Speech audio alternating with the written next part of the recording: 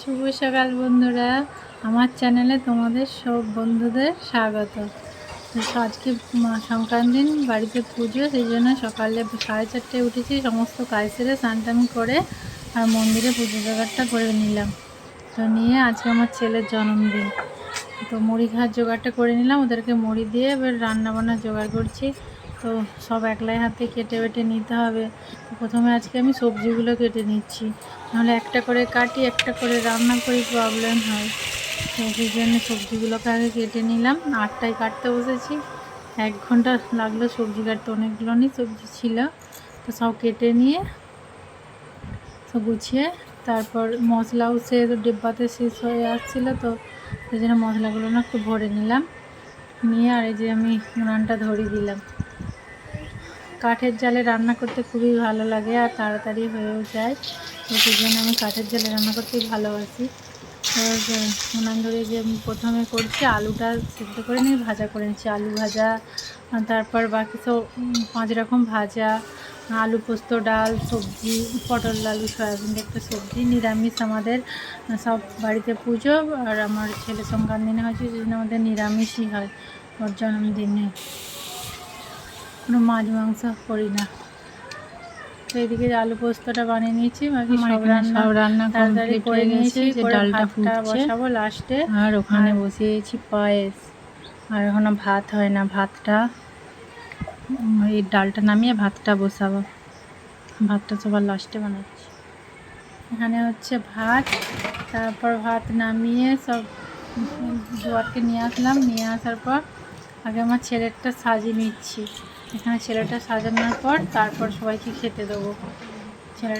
ছেলে একটু মন্দিরে গেছে আমাদের পাশেই, আপন সংক্রান্তি দিনে মনসা পুজো হয়, চড়ক হয়, তো সেখানে একটু গিয়েছে জেঠিমার সাথে। তো আমার শাশুড়িকে ভাতটা আগে দিয়ে দিলাম, পিস শাশুড়িকে দিয়ে আসছি। তারপর ছেলেও চলে আসলো, তাকে একটু আশীর্বাদ, একটু মালা ঘুমসি করিয়ে সেটা করে দিয়ে ওকে খেতে দিলাম।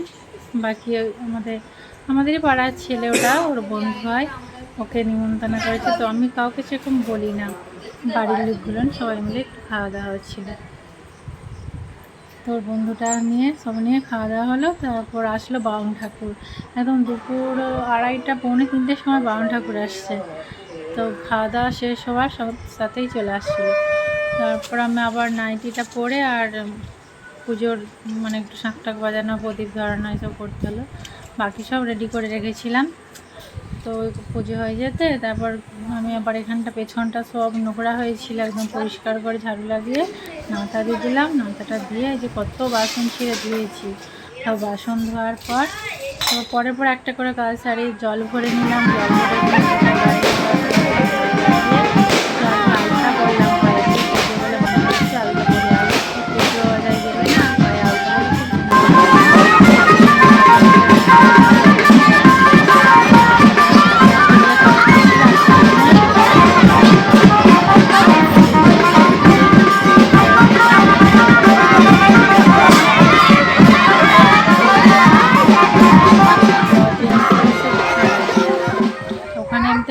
স্নান করে গেছি, এত গরম। তো ওখান থেকে আসার পর কেক কাটা হচ্ছে, ছেলের জন্য কেক নিয়ে আসা ছিল, ওটা সন্ধ্যেবেলায় নিয়ে আসলাম 7:30টার সময়। তো রেখে দিয়ে ওখানে গিয়েছিলাম। ওখান থেকে আসার পর ছেলে কেক কাটছে। কেক বিনা তো জন্মদিন আধুরা, ওদের কেক ছাড়া ভালোই লাগে না, কিছু হোক না হোক কেক দিতে হবে। তো সেই জন্য কেকটা কাটলো। ওখানে শাড়ি পরে গেছিলাম, এসে গরমে অস্থির হয়ে যাচ্ছি, বলে আগে কেক কাটা হোক তারপর। তো আজকের মতো টাটা, দেখা হবে আবার পরের ভিডিওয়।